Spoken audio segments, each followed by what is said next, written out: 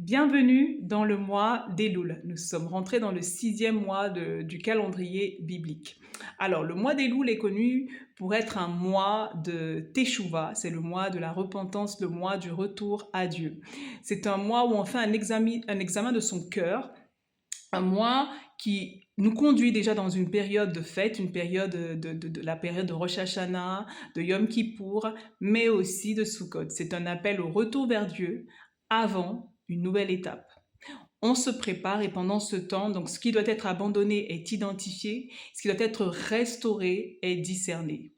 Pendant ce mois d'Elul, on prend aussi le soin simplement de dresser un bilan de tout ce qui a pu être fait jusqu'ici, ce qui a marché, ce qui n'a pas été, et tout ceci à la lumière des Écritures et des révélations que Yeshua peut nous faire. C'est un mois de dévoilement et d'intimité. Elul, c'est l'acrostiche de Je suis à mon bien-aimé et mon bien-aimé est à moi, qui est donc tiré du Cantique des Cantiques. Ça montre un tout petit peu qu'est-ce qui rythme le mois d'Elul, un temps de l'épouse et de l'époux, l'épouse qui se prépare au retour de son bien-aimé et qui n'a de cesse de lui dire des mots doux et qui reçoit aussi les mots doux de son bien-aimé. Donc c'est véritablement un temps de rapprochement, un temps de cœur à cœur entre l'époux et son épouse. C'est un temps où justement on prend le soin justement de se consacrer, de prendre du temps dans la prière, de prendre du temps de repos dans la présence de Dieu, dans la louange, dans l'adoration. La tribu qui est rattachée à ce mois d'Elul est la tribu de Gad.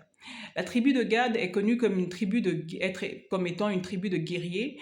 Et d'ailleurs, voilà ce que Jacob dira au sujet de Gad. Gad sera assailli par des bandes armées, mais il les assaillira et les poursuivra. C'est vraiment l'état d'esprit à adopter pendant le mois d'Elul. Un état d'esprit de combattant, un état d'esprit où on ne laisse pas les situations nous affliger, un état d'esprit où on ne subit pas passivement les choses, mais on reste dans une attitude combative, résiliente et persévérante.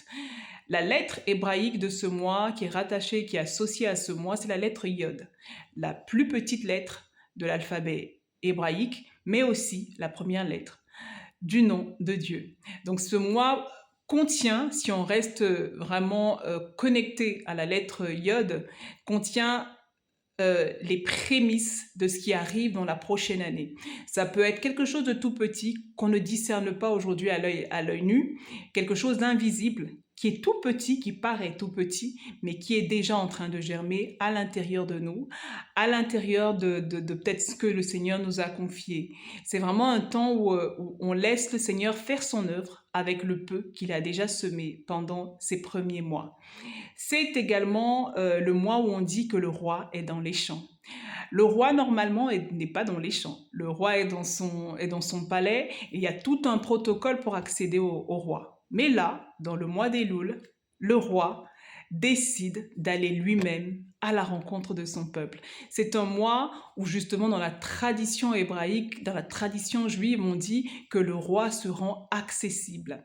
Pour nous aujourd'hui qui sommes des disciples de Yeshua, nous savons que Yeshua est disponible pour nous. Mais en nous connectant encore plus au calendrier hébraïque, au calendrier biblique, on réalise à quel point cette période Elul est vraiment une période cruciale, une période où vraiment on peut crier à Dieu et on peut aussi pouvoir échanger avec lui pour recevoir simplement le planning de cette nouvelle année qui arrive et savoir vers quoi il veut nous diriger. C'est un temps effectivement où notre roi est accessible comme il est toute l'année, mais avec une particularité pour cette fin d'année du coup hébraïque, puisque nous savons que nous sommes dans le 6e mois et pas le 12e mois, et nous nous préparons certes à l'année 5787, mais avec cette conscience que 6 mois sont déjà passés et qu'un travail merveilleux a déjà été effectué. Je vous souhaite donc, vous qui regardez cette vidéo et qui êtes vraiment connectés à ce que le Seigneur est en train de faire dans cette saison,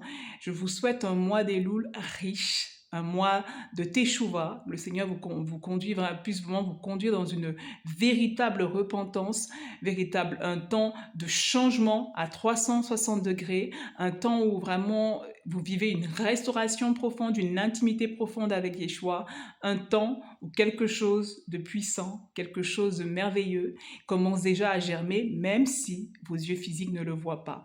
Je vous souhaite un merveilleux mois d'Elul et on se dit à très vite en 5787.